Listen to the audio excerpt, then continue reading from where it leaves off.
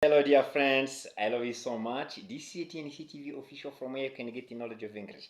Have you ever asked yourself, I don't speak English fluently? Here to TNC TV official, I'm telling you, if you follow the way you explain the lessons, you're gonna know English. You're gonna speak English freely. You're gonna communicate with the foreigners without any problem. You are going to meet the people who use English and you don't have any problem. Friends, in these days you are studying more about the pronouns. I think that everyone knows the pronouns, how are very important to know when you are learning English. I told you that in English you can find 8 kinds of pronouns, and those 8 kinds of pronouns should be known 100%. You must know them, you must understand them, you must use them in the sentences. I tell you that first of all you study personal pronouns. Personal pronouns, I think that everyone knows that there are 2 kinds of personal pronouns. We have personal pronouns object and the personal pronouns subject. After you study possessive pronouns, we have studied possessive pronouns. I think that if it is not the first time you're opening the videos, the previous video we have studied possessive pronouns. Those possessive pronouns, I told you that are mine, yours, his, hers, its, ours, yours, theirs. Guys, you must know possessive pronouns. Today, we are going to see other pronouns following. Today, let's start by demonstrative pronouns. Demonstrative pronouns are these ones. Number 1 is this. This is demonstrative pronoun when it is followed by a verb. When it is followed by what? When it is followed by a verb. When it is not followed by a verb, is demonstrative adjective. Slow by slow, I will show you the difference between demonstrative pronouns and demonstrative adjectives. This example, I can say, this is a chair. This is a chair. This is a house. This is a living room. This is a sofa. You must know how to use demonstrative pronouns. When something or some people or some animals or some places or sometimes or some activity are nearby you, you say this. When something is nearby you, one thing, one people, one animal, one place, one time, you say this is. You see, this is followed by is. When it is followed by verb, is demonstrative pronoun. When it is far from you, you say that. That is a picture. That is a picture. That is a good time. That is a good place. That is okay. When something, some people, animals, place, times, ideas are far from you, you want to say that. For singular, okay? One thing, one people, one animal, one place, one time, one activity. In the plural, we say these are chairs, these are tables, these are cups, these are lessons, okay? These. This, for one, is this. In the plural, we say these. Pronunciation also should be respected. These are chairs, these are people, these are animals, these are places, these are times, these are activities. I think that here you see when people, animals, things, places are nearby you, you say these in plural. In singular, we have seen that is this, this. Okay, something, one thing, one people, one animal, one place, one time, far, somehow far from you. You say that is in plural is those are. Those are crops. Those are animals. Those are houses.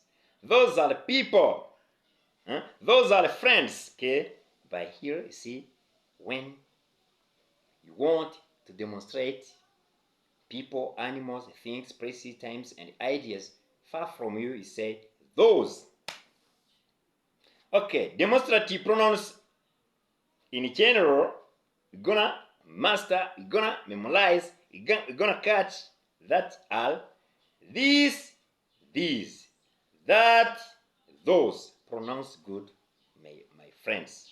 Pronounce good. You try to understand the pronunciation, the best pronunciation, okay? You make your English perfect. Demonstrative pronouns you finish. They are called the demonstrative adjectives when they are connected to the nouns, to the people, animals, things, places, times, like this. When you say, this person is my friend, this person is my friend, okay? This girl is beautiful, okay? This boy is handsome. This place is nice. This house, this time is a right one, okay? This activity is very, very important. Okay, so you see, it's very simple to know demonstrative pronouns. They are called demonstrative pronouns when they are followed by a verb. When they are not followed by verbs, they are attached to the nouns. We call them demonstrative adjectives. Thank you so much for understanding demonstrative pronouns. After demonstrative pronouns, straightly, let's see relative pronouns. Relative pronouns, guys, my friends, you have to know that are these words I'm going to spell when they are placed in the middle of the sentences. Number one is who. Number two is whom. Number three is for. Number four is which. Number five is where. Number six is when. Next is going to be why. Next is going to be whose. After whose is going to be how. And sometimes that. Let me try to use them in practice to make the sentences you're gonna see. That is very clear here. Can say, this is the teacher who teaches me. This is the boy whom I love. This is the time when I start the lesson. This is the time when I start the lesson. Okay. This is the place where I work. This is the child whose mother is hospitalized. This is the bread what I take every morning.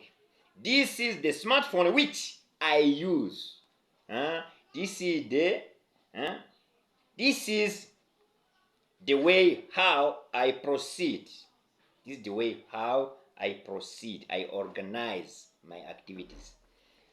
Okay, so I think that everyone is going to understand quickly relative pronouns. After relative pronouns, you must know interrogative pronouns. Interrogative pronouns are these words I have already spelled, but when they begin the sentence.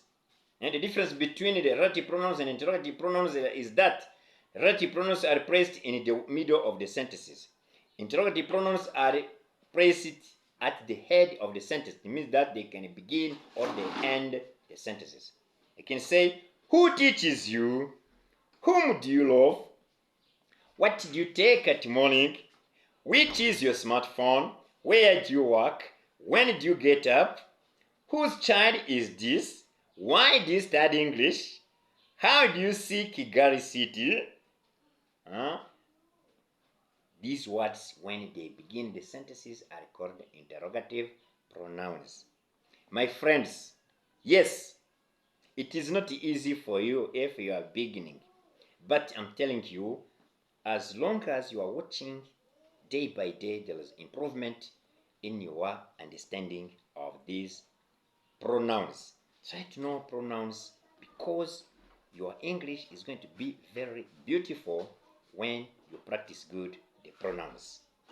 Let's stop by here. We will continue next time with another video. I love you. If you like the video, please you share it with others. You leave a comment.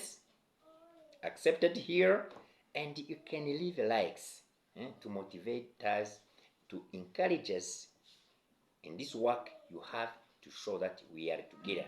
Dear followers, dear student, dear private candidates, everywhere you are, I continue to wish you Merry Christmas and Happy New Year 2024, believing that next year everybody who has followed the lessons is either able to communicate with the foreigners without any problem.